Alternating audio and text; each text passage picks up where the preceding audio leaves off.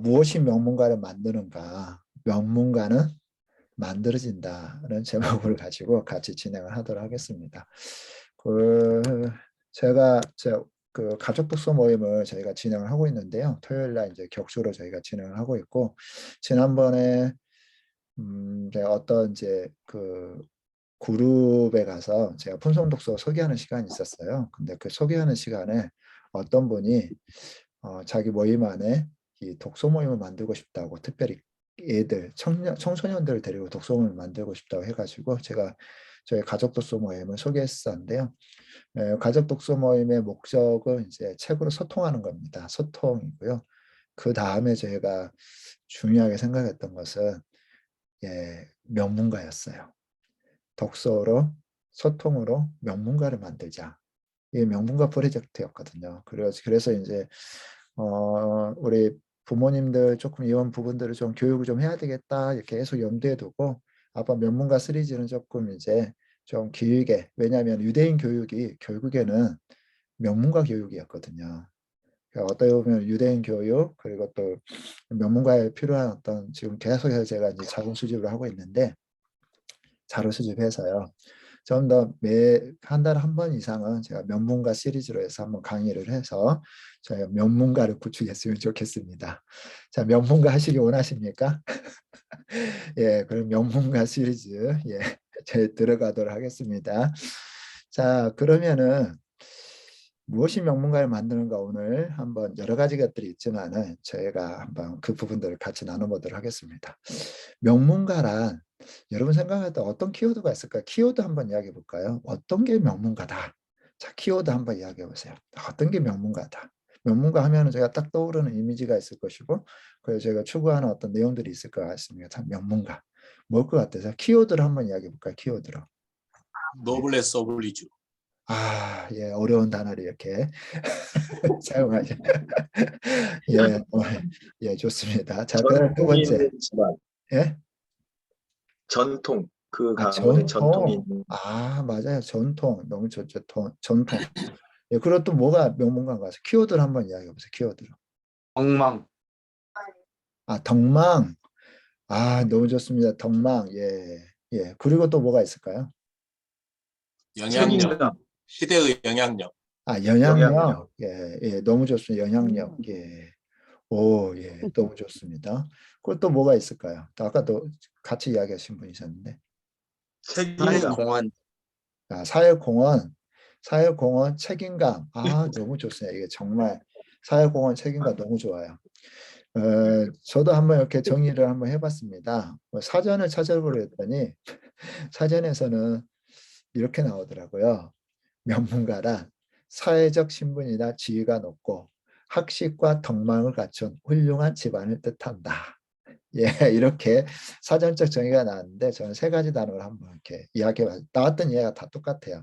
일단은 명문가라는 것은 높은 학식, 지위, 신분, 뭔가 이렇게 탁월한 것들을 의미하는 것 같아요. 뭐 가난해도 명문가가 있는데, 그래 대부분 명문가일 때는 뭔가 영향력, 아까 영향력 이야기 하셨는데요. 탁월한 것 같아요.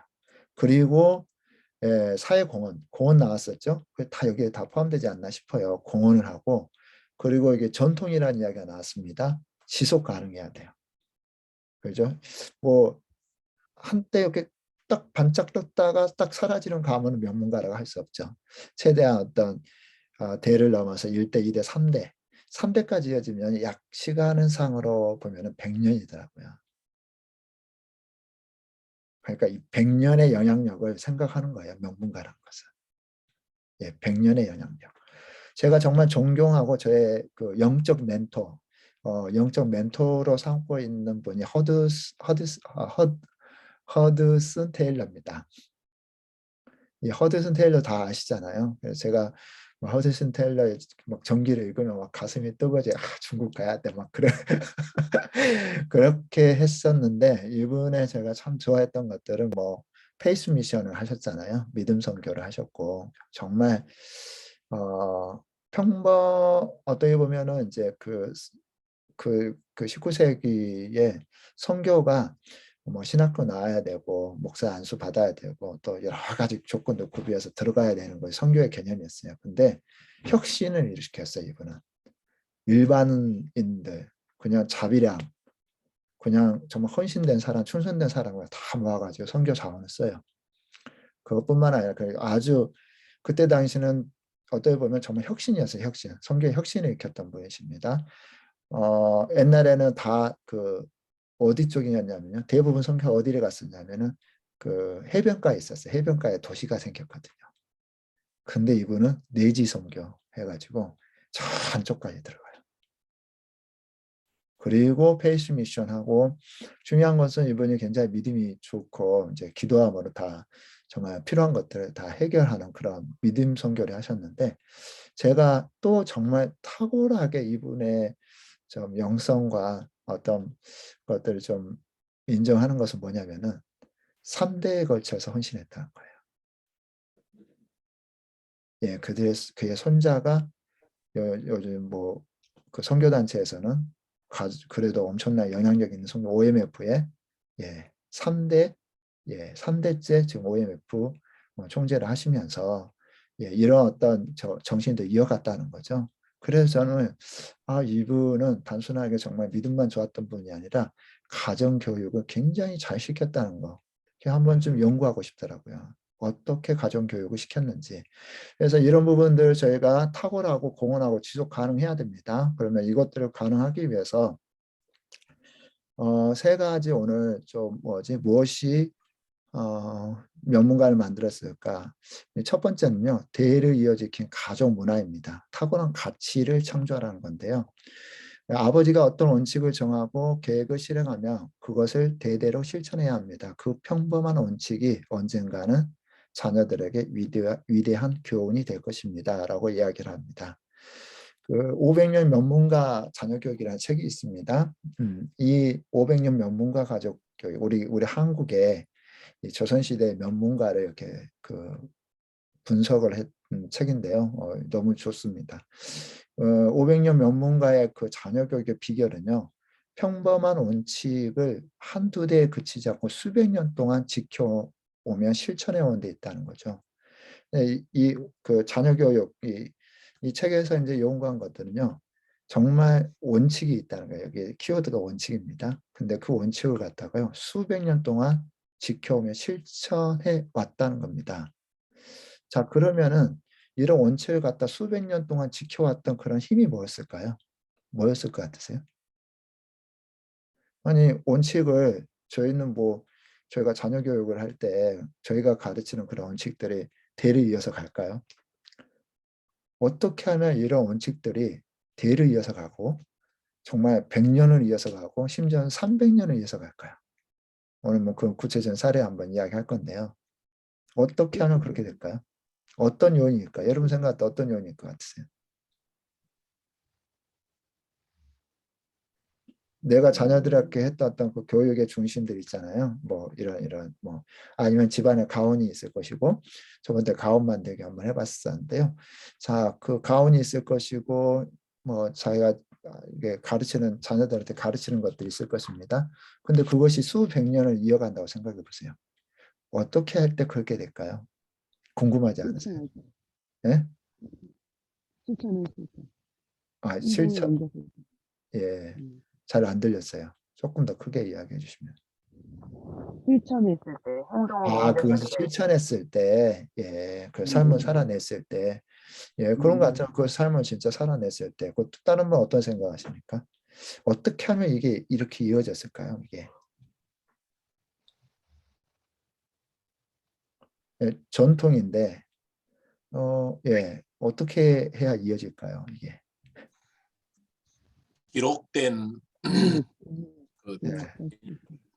그 기록된 형태로 저희가 분선 교육할 때 반드시 기록된 형태의 비전 선언서가 있어야 된다고 이야기를 하는데 맞아요. 기록된 형태의 비전 선언서가 아마 있었을 것입니다.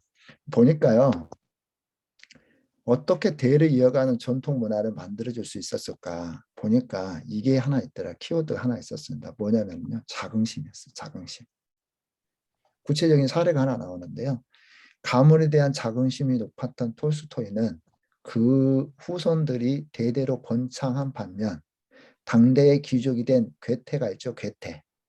엄청난 분이시잖아요. 연연년도 컸고.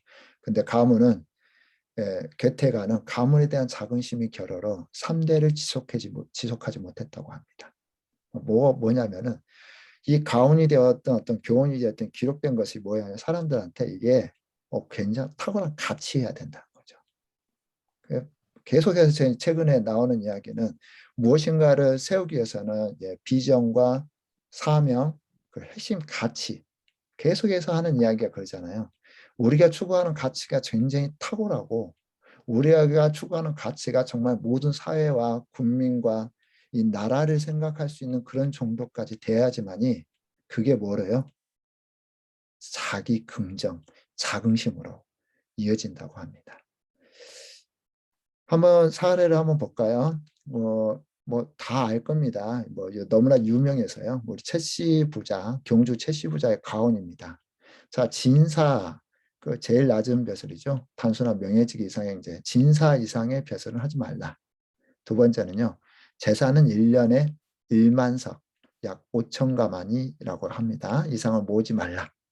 3번은 나그네를 후하게 대접하라. 4번은요. 흉년에는 남의 논 밭을 사지 말라.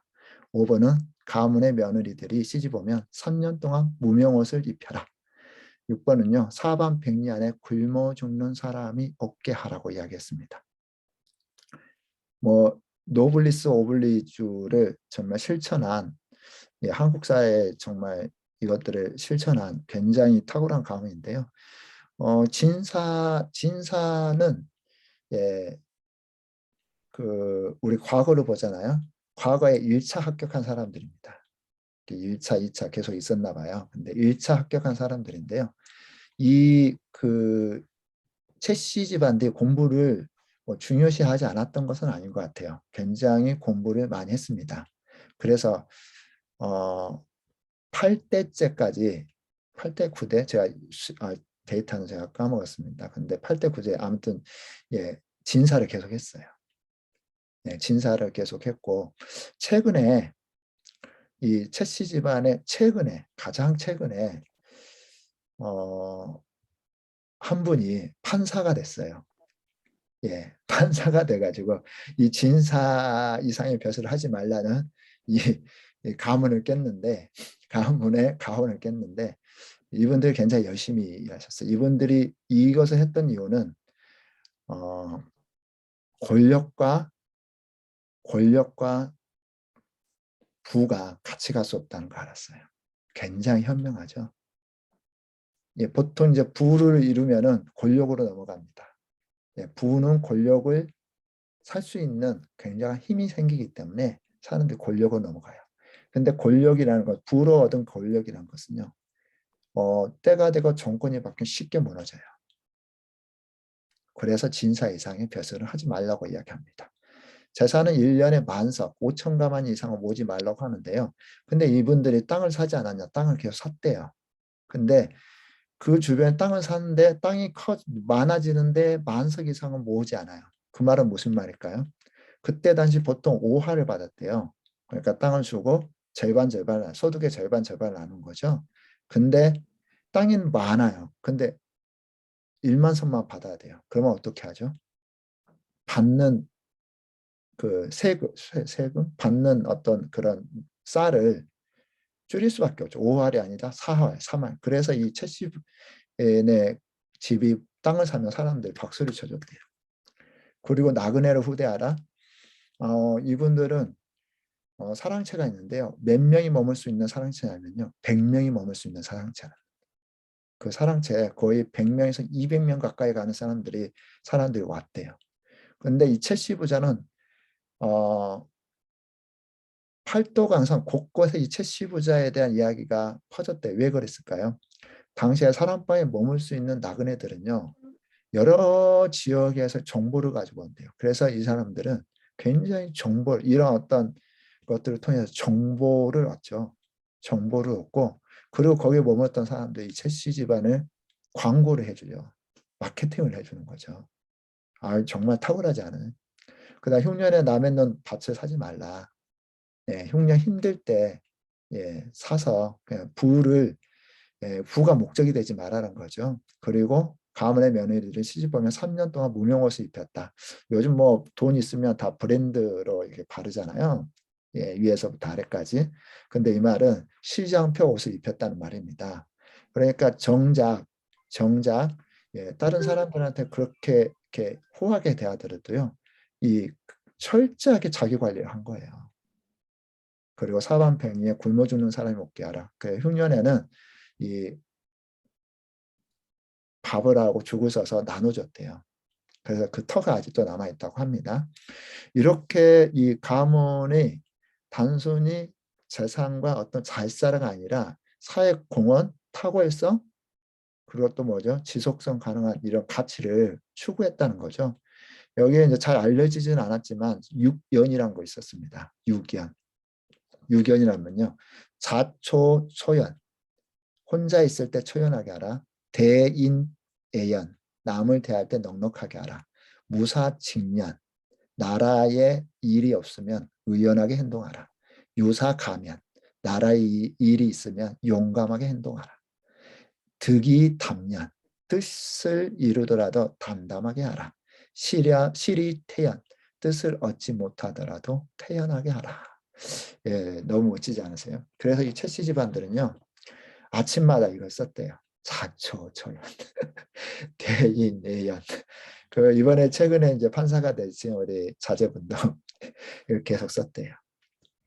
그리고 일제시대에는 독립운동을 해서 많은 돈을 기부했었고요. 그리고 최씨 집안이 이제 만석지기의 그 부자로서의 삶을 끝내는데 그게 뭐냐면요.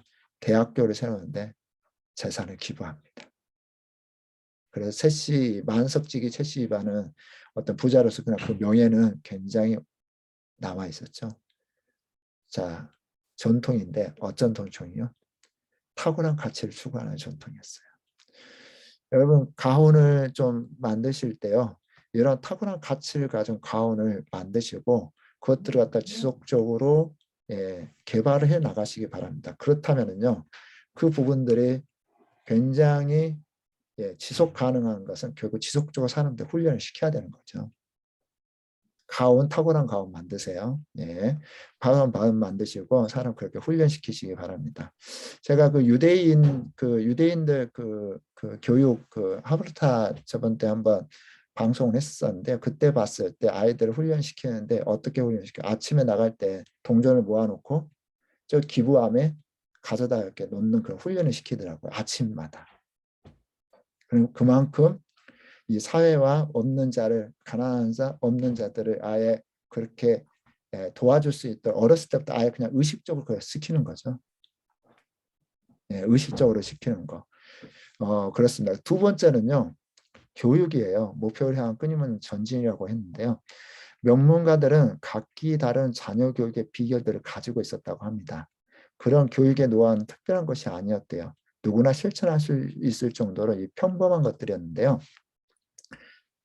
케네디가 경우 제가 나중에는 이제 그 독서와 이제 명문가 해서 나중에 따로 한번 이 독서에 대한 부분들은 또 따로 한번 이야기를 해드릴게요. 근데 케네디가의 그 어머니는 굉장히 탁월했습니다. 아이들을 거의 그 목표를 그냥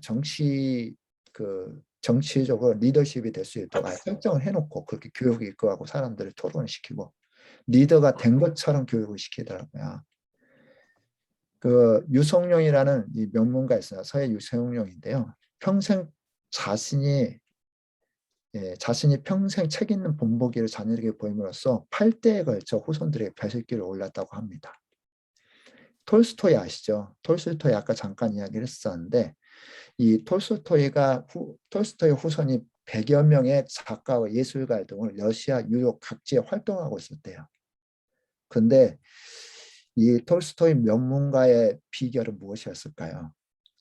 아버지가 정한 원칙을 자녀들이 대대로 실천한 것이 있었답니다. 그게 뭔지 아세요?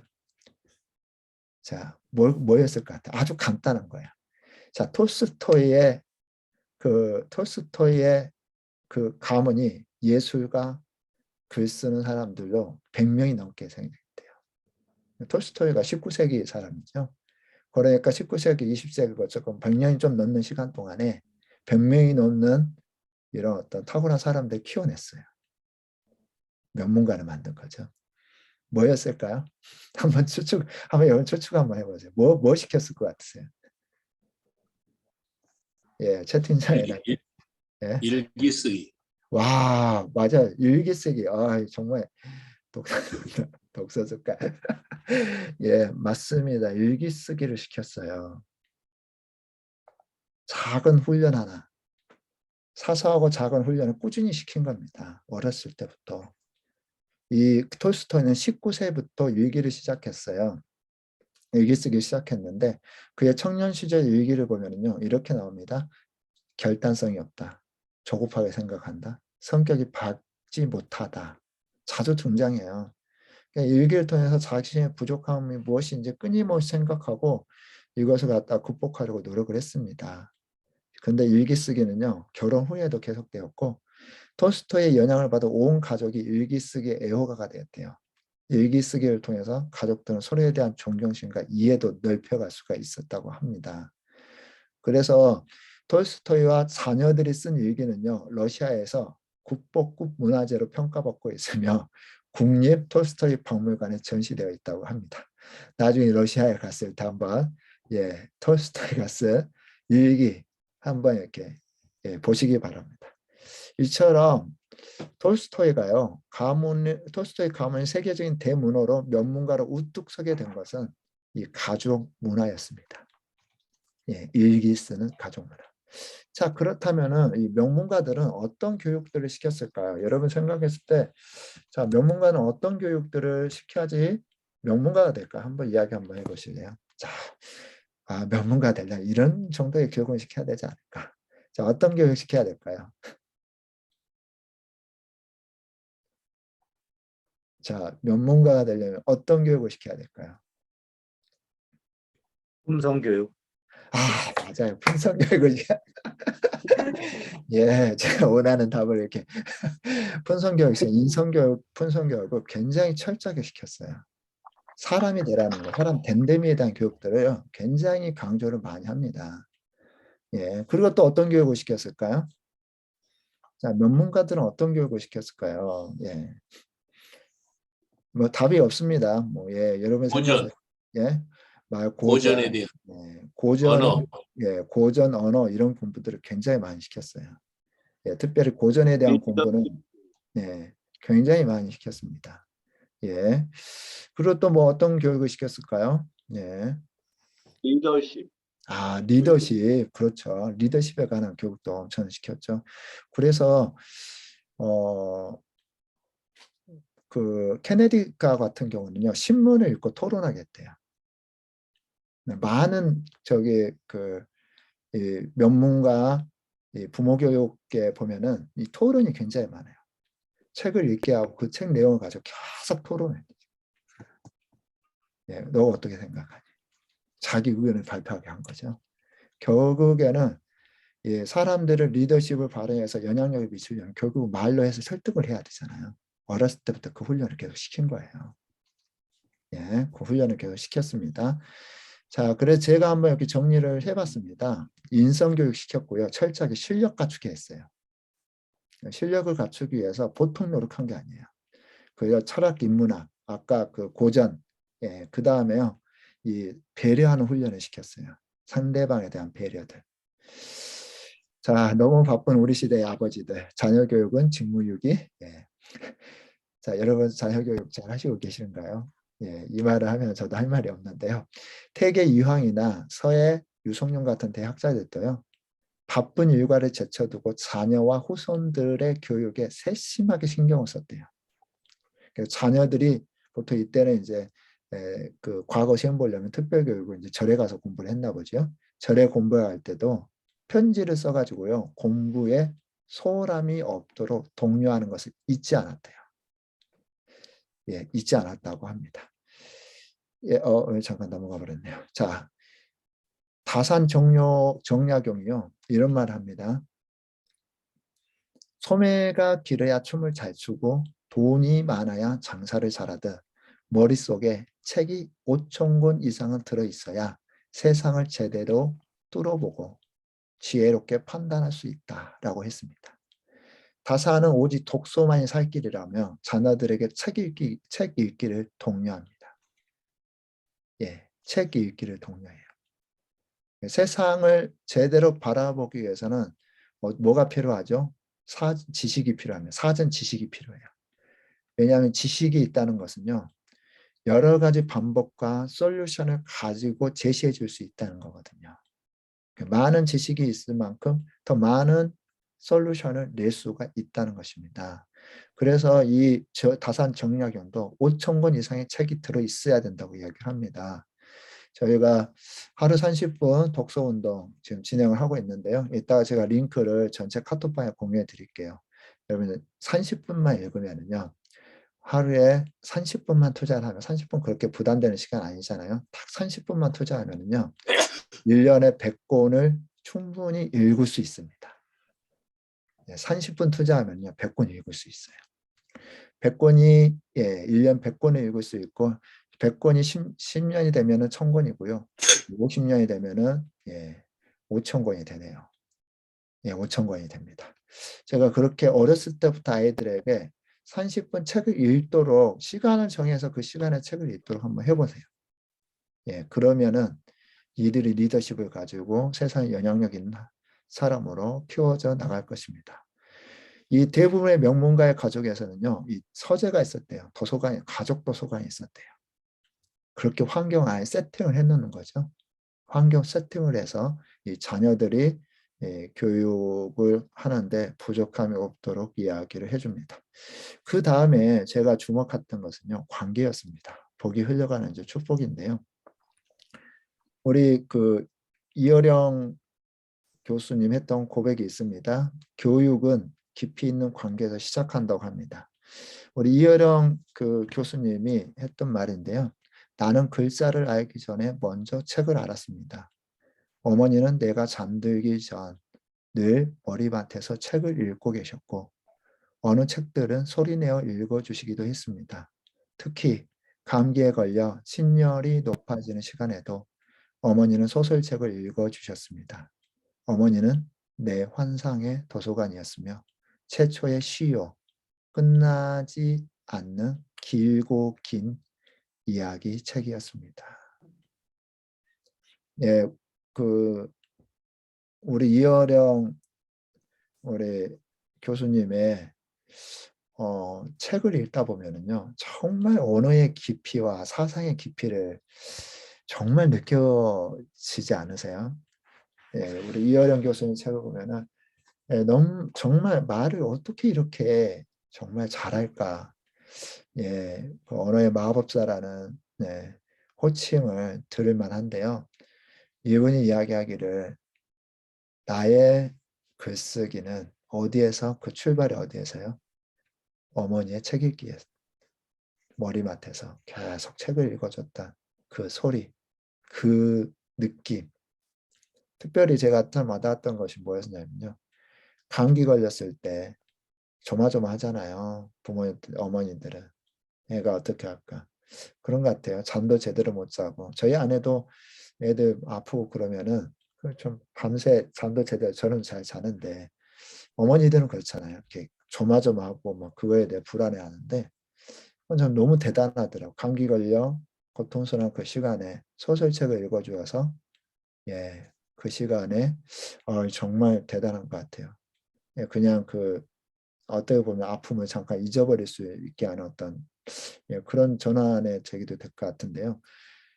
그렇게 교육을 시켰습니다. 그래 어렸을 때부터 그렇게 책 읽어주기를 하니까요. 어떻게 되죠? 이렇게 훌륭하게 사회 영향력 있는 그런 사람이 되지 않을까요? 관계입니다. 요즘은 이제 부모 워낙 핵가족화 돼가지고 이 조부모와 저희와의 관계, 그리고 그 다음에 손자 손녀들이 이 할아버지 할머니에 대한 어떤 이야기들 들을 시간이 거의 없는데요. 근데 정말 사회 영향력이 있었던 사람들에게 한번 질문을 던졌대요. 어렸을 때 좀 영향력이 자기에게 영향력이 있었고 좋아했던 어른들은 누구였냐? 많은 분들이 할아버지 할머니한테 사랑받았던 것들을 이야기하더래요. 그래서 이 전통이요 이어가려면 어떻게 해요? 결국에는 끈끈한 관계가 있어야 됩니다. 관계가 없이 어떻게 전통이 이어가겠습니까? 서로 신뢰하고 서로 사랑하는 그 관계 안에서 이런 교훈들과 이 전통들이 이어가게 돼 있죠. 자, 아이는 어른의 등을 보고 배웁니다.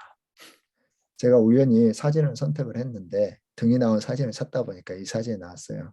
자세히 보니까 손에 뭐가 들려 있더라고요. 뭐가 들려 있는지 아세요? 쌍권총. 예, 총이 들려 있어요. 총이. 여러분 등을 보면 세상을 향해서 불평과 원망과 이 세상은 정말 썩었다, 이 세상은 안 된다, 이 세상은 타락됐다, 막 계속 이 세상의 불평과 원망과 부족의 원리로 바라보는 사람의 그 어른의 뒤에서 이 어른을 바라보고 있는 이 한 아이 뭘 배울까요? 이 어머니 혹은 아버지 혹은 어른들 등을 바라봤던 이 아이가 세상을 어떻게 바라볼 것 같으세요? 네. 보통 명문가들은요, 세상을 어떻게 바라보는지 아세요? 세상은 부유하고 노력해서 원하는 것도 얻을 수 있고, 예, 풍부하고 열려있다는 거 생각을 해요. 그래서 그런 것들을 도전하게 하고 취하게 해요. 예. 이 세상을 바라보면서 막 정말 좋은 기회, 너무 풍성한 이런 어떤 감탄을 하면서 살아가는 부모, 그 뒤에 그것을 바라보고 있는. 얼마 전에 이제 이거 뭐 개인적인 이야기인데 죄송하게 이제 저희 아들 이야기인데요. 아들이 이제 지금 미국에서 이제 생활을 하는데 혼자 이제 거기서 알바도 하고 이제 여러 가지 이제 생활을 하면서 사는데 생각이 너무 굉장히 좋아요. 그리고 굉장히 건전하고 뭔가 도전하고 꿈을 키워 진짜 꿈이 있고 꿈을 이렇게 향해서 도전하는데 보니까 엄마가 물어봤어요. 너는 어떻게 그렇게 그 좋은 생각을 하고 있냐고 물어보니까요. 저희 아들이 했던 고백이 그겁니다. 엄마 아빠한테서 배웠잖아. 그런 거예요. 실은 제가 생각했을 때는 정말 저희 애가 10대 살까지 굉장히 반항을 많이 했었거든요. 그리고 저희가 품성훈련을 시작한 지 이제 거의 10년이 돼 가는데요. 가정 안에서부터 시작하는데 10년이 돼 가는데 품성훈련을 하기 전에 거의 방치하면서 살았던 것 같아요, 애들을. 근데 이 정도로 조금이라도 이렇게 참 이렇게 자기 자리를 잡아가는 것이 얼마나 감사한지 뭐. 옛날에는 정말 무기력했거든요. 그래서 저는 품성을 접하고 나서 너무 감사한 게 뭐냐면은 제가 한 가지에 집중했던 거, 그전에는 제가 열정이 있었고 뭔가 성취하고자 하는 그 한 가지에 집중했던 거에 대해서 이제는 좀 여러 가지를 볼 수 있는 그런 눈과 안목과 또 탁월한 가치를 추구하게 만들어주더라고요. 품성이. 제가 뭐 훌륭해서 그랬다는 것이 아니라 우리가 기준을 높게 품성이라는 어떤 기준을 높게 잡고 그 높은 기준을 가지고 계속해서 이렇게 가니까요. 아이들이 그런 모습을 보는 것 같아요. 그래서 저희가 어른들이 높은 기준을 가지고 살아가면은요, 그 기준을 살아가면 아이들도 그 기준에 따라옵니다. 결국에는 명문가는요, 높은 기준을 가지고 살아가는 거예요. 그 기준을 누가 만들어요? 부모가 만드는 거죠. 품성은 그 기준을 갖출 수 있도록 도와주죠. 그래서 얘들 교육만큼 힘든 게 어디 있습니까? 근데 저희가 높은 품성의 기준을 가지고 한 발자국씩 나가면은요, 반드시 그들도 우리 뒤를 따라서 좋은 가치와 좋은 품성을 구비한 사람들 되지 않을까요? 네, 저는 이 이야기 하려고 하는 거예요. 그렇게 될 것 같아요. 다산 정약용이 유배지에 있을 당시에 자녀들에게 이렇게 말했대요. 반드시 서울 한복판에 살아야 한다. 예. 왜 이 이야기를 했을까요? 유배지 쫓겨나가면서 이 가족이 다 흩어져요. 예, 얹혀 살거든요. 근데 자식들에게 계속 편지를 씁니다. 편지를 쓰면서 교육을 시키는데요. 너희들은 서울 한복판에 살아야 된다. 이야기예요. 왜 이야기했을까요? 뭐 여러 가지 이유가 있었겠지만은요. 제가 생각했던 이유 중에 하나는 뭐였냐면은 서울 한복판이 왜 중요할까? 거기 가면 더 잘 배울 수 있을까? 거기 가면 뭐가 좋을까? 결국에는 좋은 관계를 만들어가는 것 같아요. 그 한복판에 있는 사람들은 그들이 추구하는 가치와 그들이 추구하는 교육 이런 부분들이요. 다른 분보다 수준이 높지 않을까요? 그런 사람들과 관계하고 그런 사람들과 관계하며 살아라는 거 저는 관계인 것 같아요. 오늘 저희가 이제 그 독서 모임 아침에 했었는데요. 장인의 장사라는 책으로 독서 모임을 했습니다. 정말 이분한테 제가 배워야 될 탁월한 부분이 하나 있어요. 뭐였냐면요. 정말 좋은 스승을 붙잡고 그 스승과 관계를 맺고 지속적으로 그 스승과 교류를 해요. 예, 자기가 일본 빵을 배우고 제빵을 배우기 위해서 일본에 가서 3년 동안 유학을 하면서 만들어진 그 많은 관계가 다 탁월한 스승들이었어요. 결국에는 이 자녀들에게 좋은 관계를 맺어주고 좋은 가치를 추구하는 사람들을 맺어주는 거. 예. 그것이 아마 정약용이 생각했던 서울 한복판에 살아. 한복판이라고 구석지다. 서울에만 살면 된다도 아니죠. 한복판에 살아라고 했잖아요. 예, 실력이 되었든 인격이 되었든 높은 수준을 추구하는 사람들 그 관계 가운데 끼어라고 이야기를 하지 않습니까? 네로의 일본이 아니라 인도에 네루 집안이 있습니다.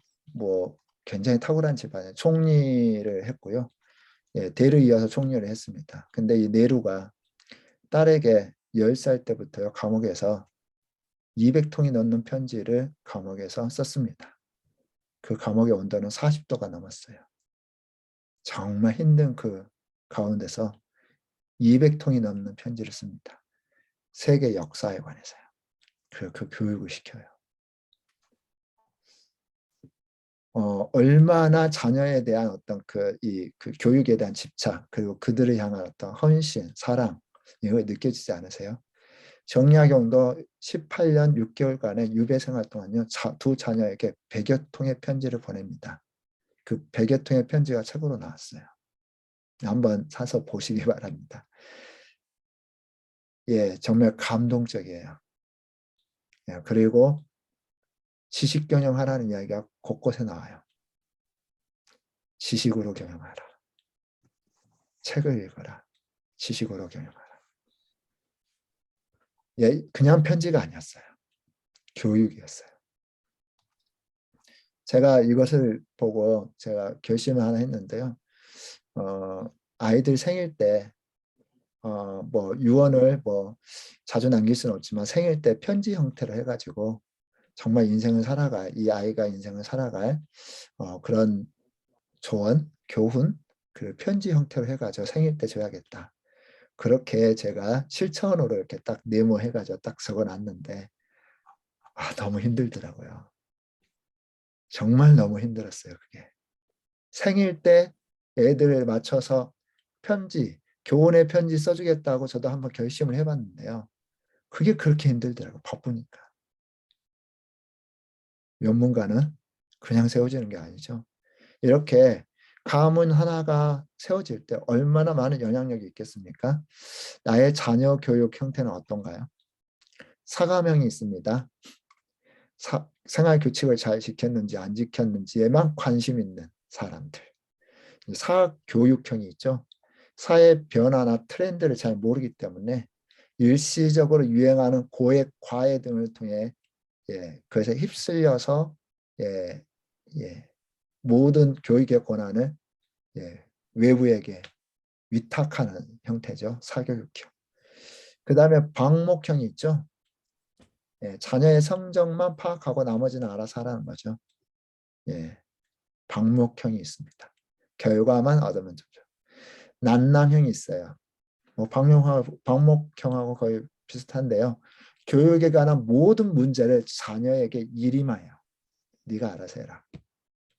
네가 알아서 해라. 자, 여러분은 어떤 형태가 조금 더 유사한가요? 여러분의 교육 한번 문자로 한번 남겨주시죠. 여러분의 교육 형태는 어떻습니까? 나는 어떤 형태의 부모인가요? 뭐 2개를 써도 괜찮습니다. 문자로 한번 남겨보세요. 나는 어떤 형태의 교육을 하고 있나요? 뭐 이것이 아니어도 될 것 같은데요. 자, 아무튼 어떤 형태? 뭐 방목형 나오고요. 사교육형, 사교육형도 나오고 우리 차민선 선배 사교육형, 방목형, 방목형이 많네요. 자, 저도 약간 방목형 형태인 것 같아요. 그렇다면 이상적인 어떤 자녀 교육의 형태는 뭘까요? 많은 교육 전문가들이 이야기합니다. 부모의 역할을 몇 가지 이야기를 하는데요. 여기에서 이 CEO형 부모를 이야기합니다. 이 CEO형 부모는요, 뭐 하냐면 미래의 비전을 제시한다고 합니다. 이 아이가 어떠한 세계를 살아야 될지 비전을 제시한대요. 그 미래가 어떻게 바뀔지를 미리 예측을 하고 그걸 준비를 시킨대요. 꿈을 찾게 하고요. 그 꿈을 따라가도록 발견할 수 있도록 돕고 그것들을 지도한대요. 생활을 관리한답니다. 자기 주도형 생활 습관을 만들어주죠.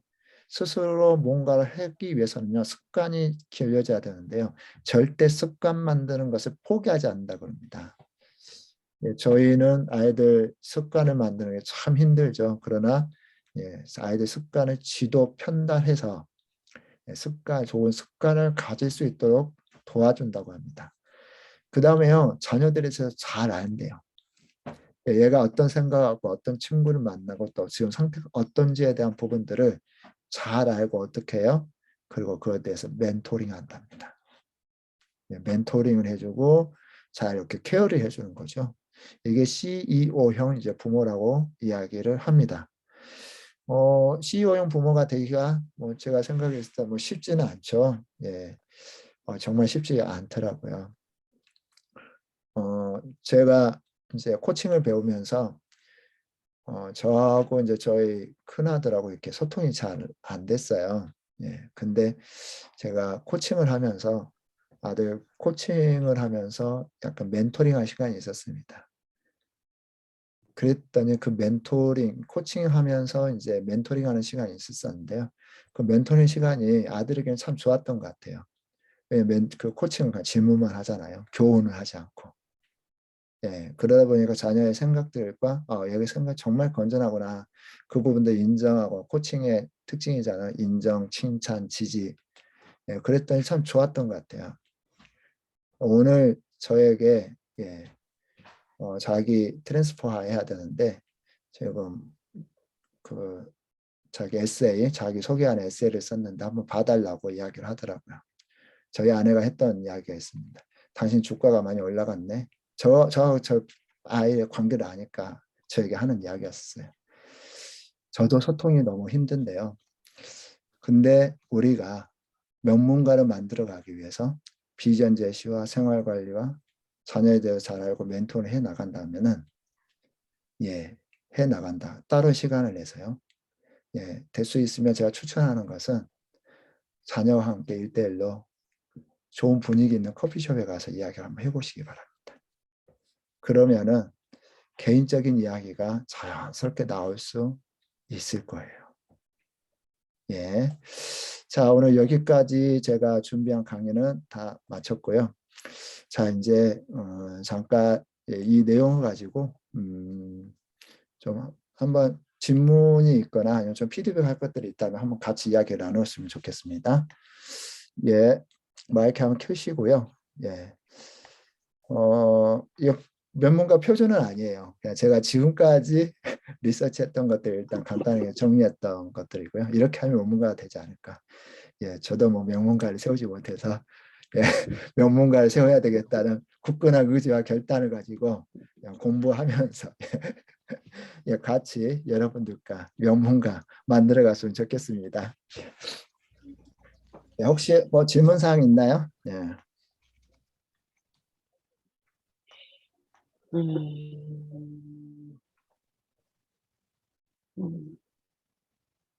예.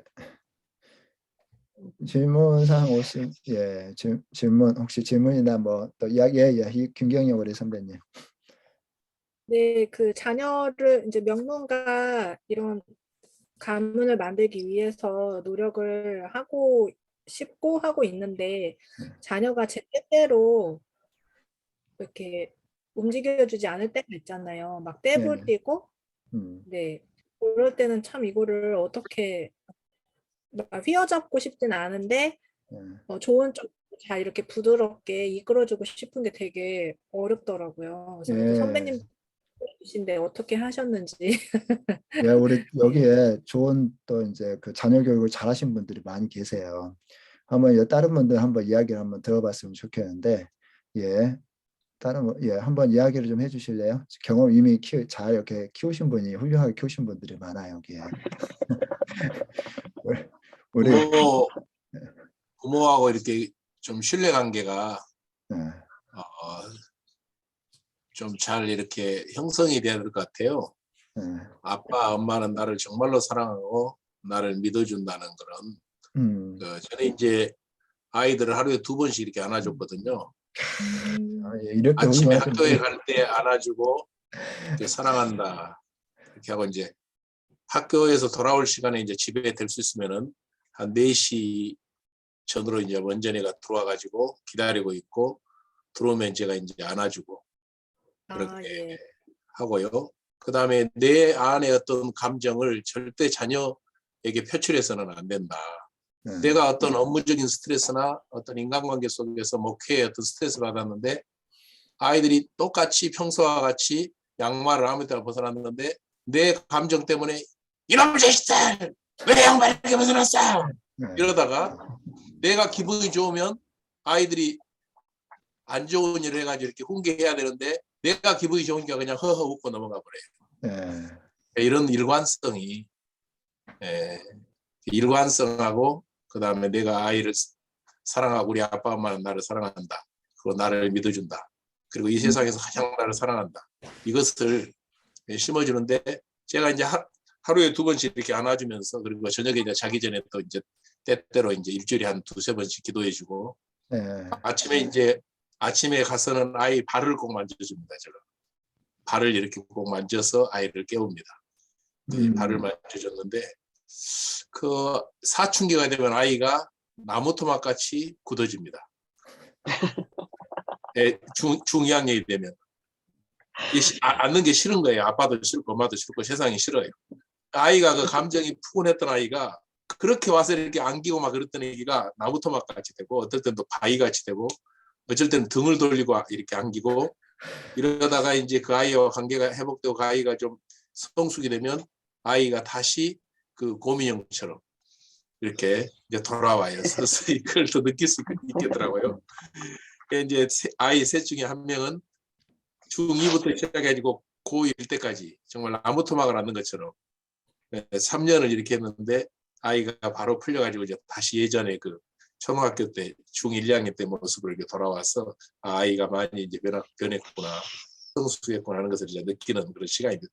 내가 만약에 포옹을 안 했다면 아이의 그 감정을 잊지를 못했을 거예요. 근데 날마다 이렇게 아이를 안아주는 포옹이 그 아이의 어떤 그런 사춘기 호르몬 변화까지도 감지할 수 있게끔 이렇게 된 것 같아요. 예, 너무 좋습니다.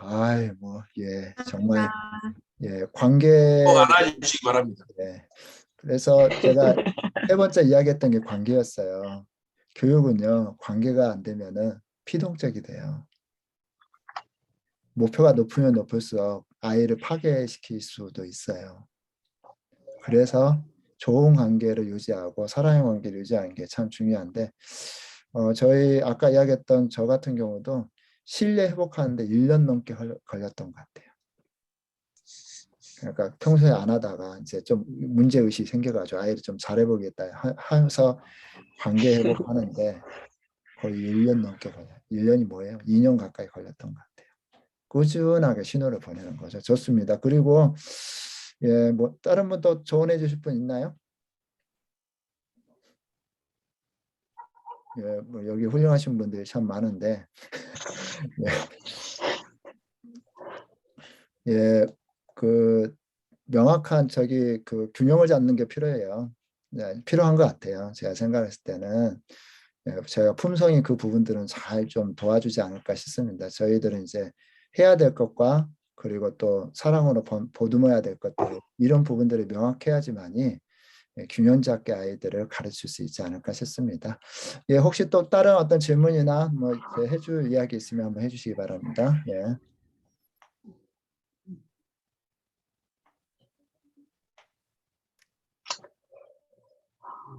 예, 예, 자녀를 예, 한번 또 이야기해 주시기 바랍니다. 예. 아이 이제 독서 습관을 이제 너무 늦게 시작 40, 40이 돼서야 이제 독서를 하기 시작했는데 이제 독서 어린이로서 예. 막 너무 욕심이 요즘 너무 과하더라고요. 막 모든 막 책을 다 한꺼번에 읽어버리고 싶은데 이제 그게 잘 안 되잖아요. 그래서 막 그거를 어떻게 단련을 시켜야 될지 모르겠어요. 이것저것 다 막 읽고 싶은데 집에 책은 이만큼 쌓여 있는데 또 새 책이 막 또 나오니까 그걸 너무 읽고 싶은데 시간은 없고 막 그런 걸 어떻게 해야 될지 모르겠어요. 예, 우리 독서 전문가의 이석형 우리 선배님이 한번 이야기해 주시죠. 예, 초면에 실례합니다. 예, 웃었더니 예, 뭐라고 야단치시는 것 같아서. 아니. 아니 근데 제가 독서 궁금한 게 하나 교육자 있어서 시켜. 웃었는데요. 예. 예, 그 선배님 그 새 책이 들어오면은 읽던 책을 버려두고 새 책을 쫓아가는 이유가 뭘까요? 궁금해서요. 읽던 책을 일단 마무리를 다 지어요. 막 급해서 마음이. 그 네, 새 책이 나오면 그 새 책 내용이 너무 궁금한 거예요. 네, 근데 읽던 책을 마무리를 지어야 넘어가니까 막 밤을 새서라도 그렇다고 밤을 뭐 한두 시까지 이제 막 끝까지 읽는 거죠. 읽고서는 또 새 책이 나오면 그걸 막 또 쇼핑을 해요. 네. 근데 쇼핑을 할 때 그 작가의 한 그 부분만 아니라 또 연관 검색어로 막 넘어가다 보면 이 책 저 책 또 다 사게 돼요.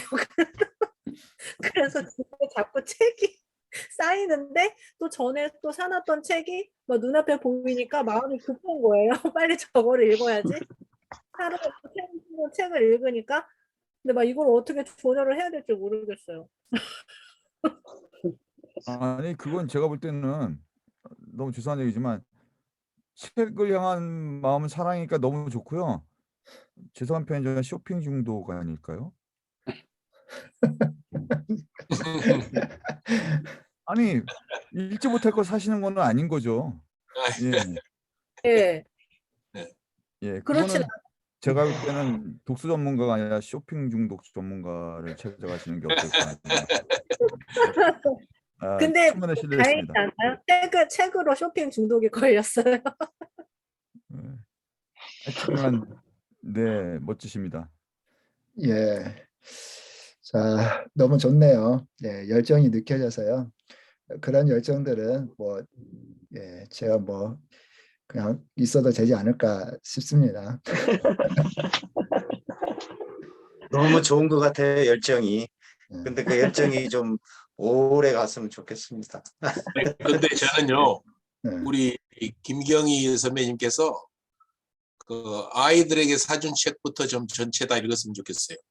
네. 아이들의 세계문학 전집, 그다음에 또 위인전기, 그다음에 그 백과사전 같은 거 있잖아요. 과학 뭐 여러 가지 그런 것들을 먼저 전체적으로 읽으면 독서의 기본기가 갖춰져 가지고 이런 신간이나 네. 이제 어떤 인문학 책도 쉽게 이해할 뿐만 아니라 아이들하고 그 책에 대해 이야기할 때 오히려 아이들에게도 독서를 어떻게 좀 대충 엄마한테 읽었다고 하고 이렇게 날려버려 읽는 것이 아니라 그 책을 통해서 정말 내가 지식을 가야겠다는 그런 모델이 되지 않을까 이렇게 예, 생각해서 네, 좋습니다. 아이들 책부터 먼저 다 읽으시면 좋을 것 같아요. 일주일에 몇 권 읽으시나요? 우리 김경희 선배님은 평균? 평균 한 권 이상, 어떨 땐 두 권이요? 아, 좋습니다. 그 정도는 읽어야죠. 아, 저 말씀 하나 드려도 될까요? 네네. 아니, 제가 드디어 아는 분야가 하나 나왔는데 자녀분들도 그렇게 책을 많이 사주세요? 아, 우리 애들은 저기 그 소사 김영주 선배님께서 말씀해 주신 뭐 집에 그 나이대에 맞는 책이 사줬어요. 그러니까 책을 많이 사주시는 거죠, 자녀분도. 아, 그렇진 않아요. 그냥 그때 필요할 때 이제 선택해서 네, 그 읽고 싶은 부분에 대해서만 이제 사주고 그런 편이에요. 누가 선택을 하는데요? 준호가요. 저희 아이가. 아, 그렇죠. 네. 전집이나 이렇게 네. 사주시고 그러면 그게 네. 죄송한 표현이지만 윽박지르기가 될 수도 있어서 아, 아이가 그렇죠. 좋아하는 책 읽게 해주세요. 아이가 원하는 책 고르는 거 수준하고 예, 관계없이 예, 예. 해주세요. 네, 그래서 막 예. 절대 사주시고. 저의 그런 편견이나 그런 거를 이제 일단 배제하고 준호의 선택권을 줘요, 아이한테. 네, 예. 죄송하지만 선배님 읽으실 책도 아이한테 사도 되는지 한번 물어보고 사시면 될 것 같아요. 네, 선배님도 여러분 감사합니다. 예. 자, 저기 문자로 한번 그 면문가 오늘 강의를 듣고 나는 우리 가족을 면문가로 만들기 위해서 뭐를 하고 싶다. 한번 결심 한 절 이렇게 한 문장 이렇게 남겼으면 좋겠습니다. 예, 저는 정말 면문가를 우리 대한민국이 더 많은 면문가가 세워졌으면 좋겠습니다. 이 가정이 회복되고요. 가정이 독서와 품성으로 회복이 되어진다면 충분히 명문가 만들 수 있다고 저는 생각을 하고요. 좋은 가치, 이 사회를 건전하고 아름답게 만드는 그런 행동들, 이런 부분들이 뭐 어렵지는 않을 거라고 생각을 해요. 왜냐하면 우리가 좋은 품성이란 탁월한 가치를 추구하고 실력을 갖추기 위한 어떤 독서를 하고 있잖아요. 그래서 어떤 형태의 독서든지 나쁜 독서가 있냐 없냐 두 번째고 일단은 책을 사랑하는 그 시작부터가 저는 중요하다고 생각해요. 이미 그 단계에 들어갔으니까 그 단계에서 어떻게 하면 좀 더 효율적으로 업데이트 시킬 것인가는 좀 더 고민하지만은 많은 사람들 여기까지도 안 들어갔거든요. 그래서 정말 30분 책 읽기 운동 꼭 이따 제가 링크 공유해 드리고요. 그리고 또 집안에서 이제 품성 훈련할 수 있도록 제가 카드 만들었어요. 일주일에 하나씩 아들하고 애들하고 일주일에 하나씩 카드 품성 12개잖아요. 하나씩 카드 해가지고 뭐 할 거야 서로 한번 이야기를 해보시고 이 품성으로 하는 가정을 이렇게 만들어 가시기 바랍니다. 빚어 가시기 바라요. 제가 이따 채팅창에 그것도 같이 남겨주도록 하겠습니다. 예, 자 시간이 이렇게 다 됐네요. 자 채팅창에 한번 이렇게 어떤 식으로 나는 자녀 교육을 하겠다. 명문말 독서 토론을 하자. 임만희 선배 너무 좋습니다. 독서 너무 좋아요. 애들 말하기 훈련이 정말 잘 됩니다. CEO형 되도록 자 자기 표현할 자유 주며 그죠? 감정 코칭이 좋습니다. 이럴 때는 애들 감정을 읽어주고 어떻게 생각해 물어보는 거죠. 6명 함께 모여 중요성을 나누고 실천 방안과 가온, 실천 방안. 가온 저번 때 만들기 한번 했었는데 가온 꼭 만드세요. 여러 좋은 사람들의 가온들을 모으세요. 좋은 가치를 추구했던 사람들의 가온을 모으시기 바랍니다. 제가 이것도 오늘 강의했던 거 제가 그 PDF 해가지고요. 제가 공유해 드리도록 하겠습니다. 그 한번 참고해 보시고 채시감은 참고해 보시고 좋은 거 참조해서 만들어 보시기 바랍니다. 일기쓰기. 일기쓰기 너무 좋습니다. 30분 책 읽기 운동 꼭 참여해 주시고 그 이름 남겨주시면 나는 몇 시에 어디에서 제가 할 거다 이렇게 이름 남겨주시면 됩니다. 자 오늘 여기까지 해도 될까요? 예. 자, 너무 오늘 수고하셨습니다. 그럼 저희가 오늘 여기까지 하고 마치도록 하겠습니다. 다음 주는요, 저희 수요일 날 우리 이석형 우리 선배님께서 블로그 글쓰기 전문가시거든요. 또 블로그 글쓰기에 관한 저희가 공유를 하도록 하겠습니다. 그리고 명문가 만들기는 어떤 품성하고 관계 있어요? 제가 그 질문을 못했네요. 면문가 만들기는 어떤 품성과 관계 있을까요? 순종, 예? 순종, 예, 순종, 예, 순종과 정의, 책임감, 예, 책임감, 예, 그리고 열정도 있어요. 높은 가치를 추구하는 거. 가치는 열정이라고 그랬죠. 꿈, 열정이라고 얘기했습니다. 예, 책임감, 예, 정직, 존중, 나눔, 이게 다 연결되지 않으세요? 특별히 오늘 이야기했던 그 정의, 높은 가치를 사회적 가치를 추구하는 거죠. 예, 이런 게 다 보니까 이 면문가는요, 품성 훈련이에요. 예. 자, 이렇게 결론을 내리고 마무리하도록 하겠습니다. 오늘 너무 늦은 밤까지 수고하셨습니다. 예. 그렇습니다. 감사합니다. 예.